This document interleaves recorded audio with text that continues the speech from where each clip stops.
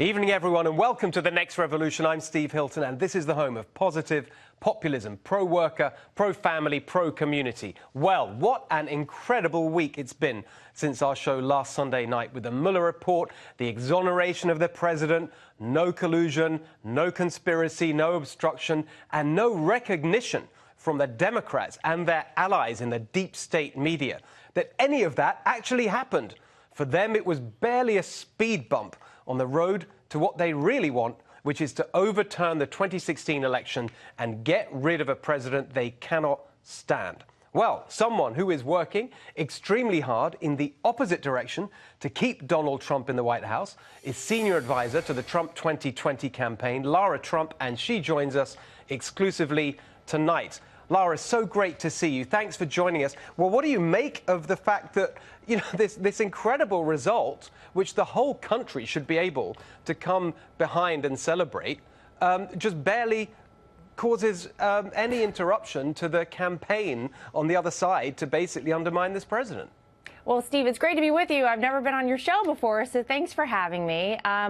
Obviously, as a family, as a campaign, we were very, very happy to really get this over with. Quite frankly, for years now, we have been saying that there was no collusion with Russia. We are now seeing finally come to light what we have all known, that our campaign was run very well, that this was a duly elected, fairly elected president. And you would think, to your point, that people would be so happy all across this country, Steve, that we finally can say Donald Trump is the legitimate president. There's no question. Sadly, you did see some television show hosts crying, people upset. I mean, would they really have wanted a president working with Russia? I don't know. But obviously, we're very thrilled to have it behind us. And I really think it's time for the country to move on. Well, yeah, I mean, I think we can all agree with that. Doesn't seem to be much chance of it. Looking ahead in what role do you think all this will play in the election next year? Well, I hope it actually doesn't play a role, because what we want to focus on from the campaign perspective is all the great stuff that this president has done for this country. Steve, in 2.5 years, this president has done more than his predecessors, in many cases, in 2 terms in office.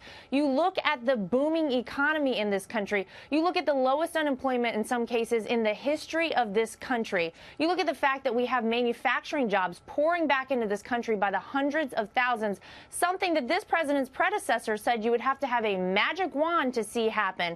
You look at GDP, you look at wages up.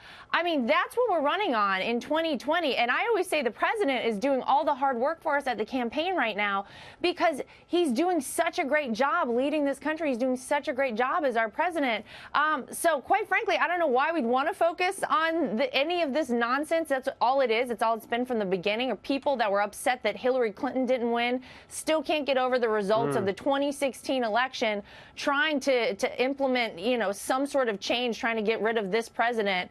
And it's disgusting that it had to happen. But as Donald Trump, as our president said, he hopes to see this happen to no one else. This is crazy, and this is not the way that things should function in the United States of America. I totally agree with you, Lara. And, it picks up on something I say week after week on the show, which is that, they want to focus on scandal, while the president and his team and all of you just want to focus on the substance, things that actually matter to real people in their real lives. Yeah. They're not interested in any of that. I want to pick up on one of those areas that's going to be crucial, and it was a big story again this week, which is healthcare. We heard the news that the administration is going to get behind the lawsuit to try and have Obamacare overturned.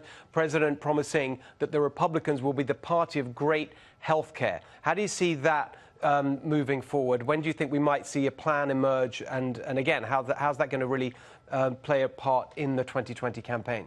Well, listen, we know that Obamacare is a complete and total disaster. And this president has been saying it since the campaign in 2016, that he wanted to fix health care because it's not working for the people of this country, Steve. I mean, that's the bottom line. I think it's something he's working on every day. I'm sure he's already working on it right now. And he wants to come up with a plan that is so great for people. And I know he's not going to come up with a half-hearted plan. It's going to be something that's so good. He wants to own it. And listen, I think people in this country care about it. You look at the other side of the coin, you look at the Democrats that have now gotten into the race, Medicare for all. How are we paying for that as a country? You look at countries like Canada who have a system similar to that. These people are flocking to America to get surgeries done, to get medical procedures done, because it really is not the way you want to see health care done, what the Democrats are proposing. So I think we need to give people a very clear alternative to that, and I know the president is working hard on it. It's probably his next big focus. Well, I think you're exactly right. That choice will be such a big part of it. When looking at the Democratic field, I just want to sort of talk about some of those characters that we're seeing emerged. One of the things that obviously was a huge factor with then candidate Donald Trump in 2016 that really gave some of us a clue that, you know, there's something special was happening here was, of course, the crowds he attracted. And if you look at the other side, that's not really happening, with one exception, with Beto O'Rourke. Whatever else you may say about him, and I've been very tough with him on this show, he does seem to be getting crowds going. What do you make of that? Not a whole lot. I mean, he's a great skateboarder, and we know that. He's, I'm sure, very fun and cool to go see. But listen, you really cannot compete with the crowds that this president draws. I mean, we're getting RSVPs by the hundreds of thousands of people to these rallies. I mean, it's crazy. People start lining up 24 hours in advance for them.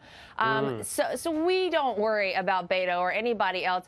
He seems to me to be a little bit of a flash-in-the-pan candidate. People are excited about him now. But what is he offering, by the way? I really don't know what he's running on, or quite frankly, other than socialism, what are a lot of these Democrat candidates running on? They're going to reverse all the great things we've seen happen in this country under this president. So we don't worry about that. I don't make a whole lot out of that. I think those crowds will start to dribble out after not too long.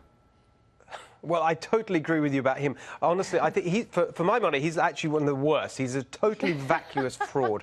I'm not rude about all of the candidates. I don't make a habit of it. But he in particular, honestly, there's something about him OK, I'm going to leave it there before I get into trouble. Lara Trump, thank you so much for joining us. Hope you'll come back as the campaign goes on. Great to see you. Absolutely. Thanks so much.